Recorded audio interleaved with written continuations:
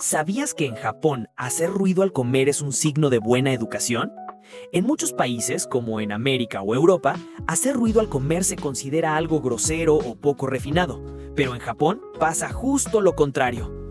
Cuando los japoneses comen ramen, soba o udon, sorber los fideos con ruido demuestra que están disfrutando la comida y que el plato está delicioso. Es una forma de decirle al chef, "Me encanta tu comida", sin usar palabras. Además, hay una razón práctica.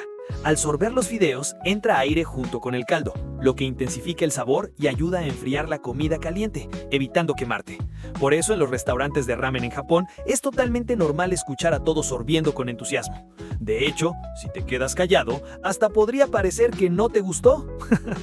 Así que si algún día viajas a Japón, no te contengas. Sorbe sin miedo, disfruta el momento y muestra tu aprecio por la comida.